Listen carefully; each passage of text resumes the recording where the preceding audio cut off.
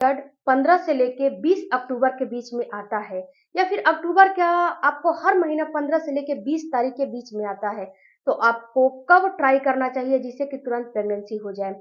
इसके साथ साथ अगर आपका पीरियड 14 या 13 को आता है या फिर 16-17 को आता है, तो आपको कब ट्राई करना चाहिए कि आपको तुरंत के तुरंत गर्भधारण हो जाए, और आपका ओवुलेशन कब होगा, कब आप ओवुलेट करोगे और कब महीने में जो है संपर्क में रहोगे जिससे कि तुरंत के तुरंत प्रेगनेंसी हो जाएगी। फ्रेंड्स, बहुत ज़्यादा ये कमेंट आ रहा है कि मेरा पीरियड का डेट ये है, मेरा पीरियड, इसके ऊपर मैंने एक और डेडिकेटेड वीडियो बनाया है कि आपका जो पीरियड है 5 से 10 तारीख के बीच में आता है, तो आपका जो है कब जो है संपर्क में आएँगी और आपका जो है ओवुलेशन कब होगा, तो उस वीडियो को भी आप लोग ज़रूर चेकआउट करिए ताकि आपको कुछ नॉलेज मिले। तो अब बात करते हैं फ्रेंड्स कि अगर आपका पीरियड आपको 15 से लेके 20 अक्टूबर के बीच में आता है, तो सबसे पहले मैं नॉर्मल जो है डेट की बात करती हूँ। अगर जैसे कि आपको हर महीने 15 तारीख को पीरियड आते हैं और 20 के बीच में आते हैं, 15 से लेके 20 के बीच में आते हैं, तो आपको कब जो है संपर्क में रहना चाहिए। तो फ्रेंड्स, जो है इस महीने जो अगले महीने जो पीरियड आपका आया था वो 15 तारीख को आया था।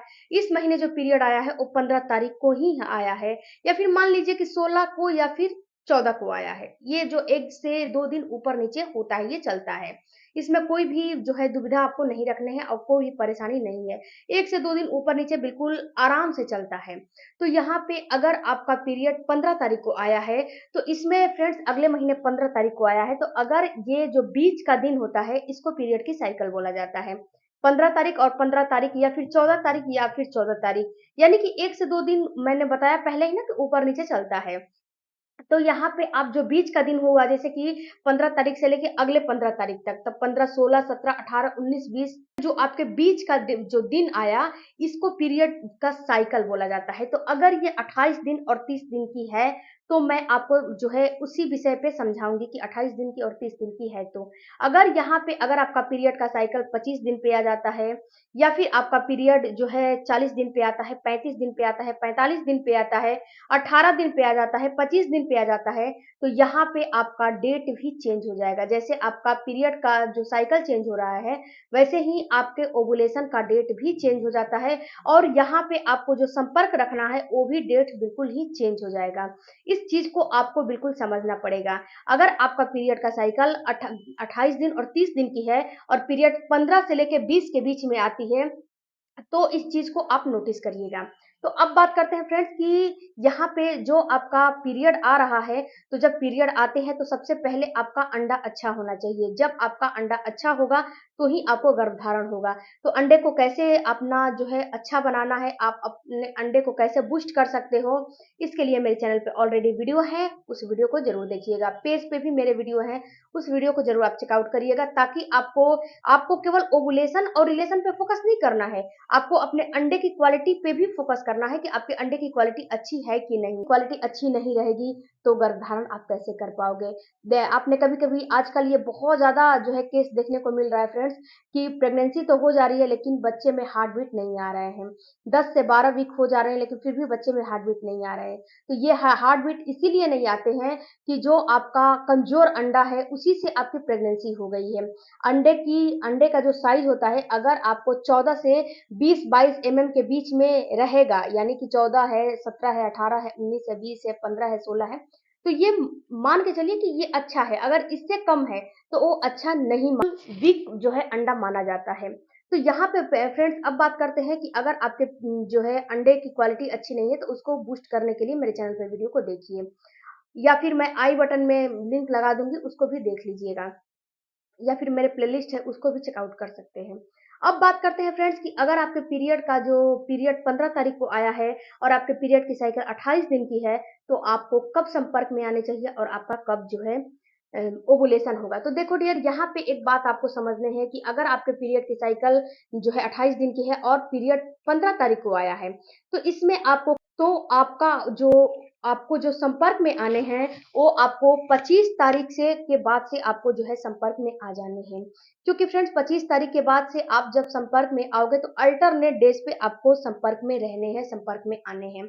जो 15 तारीख को पीरियड आया तो जो है बिल्कुल ही आराम से आपका 3 से 4 दिन का फ्लो रहेगा। उसके बाद आपको 25 तारीख से अपना हेयर वॉश वगैरह हर चीज़ करके क्लीन करके और 25 तारीख से अपना संपर्क में जो है आना है।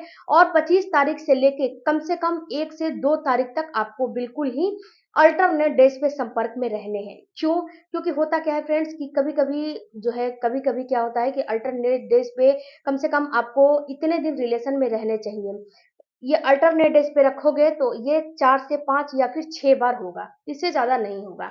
तो अल्टरनेट डेज पे रखने का बात इसीलिए बोला जाता है कि अभी जो है रेगुलर आप करोगे तो कभी मन करता है, कभी नहीं करता है। अभी आज किए हो फिर तो उस चीज़ को आप नहीं कर पाओगे और जब एक दिन गैप कर के करोगे, एक दिन बीच करके करोगे, तो इससे आपके हस्बैंड का सेल्स भी अच्छा रहेगा और आपका जो है मूड भी जो है फ्रेश रहेगा। और कभी-कभी फ्रेंड्स ये भी देखा गया है कि डेली एक ही चीज़ करते-करते इंसान का मन जो है ऊब जाता है।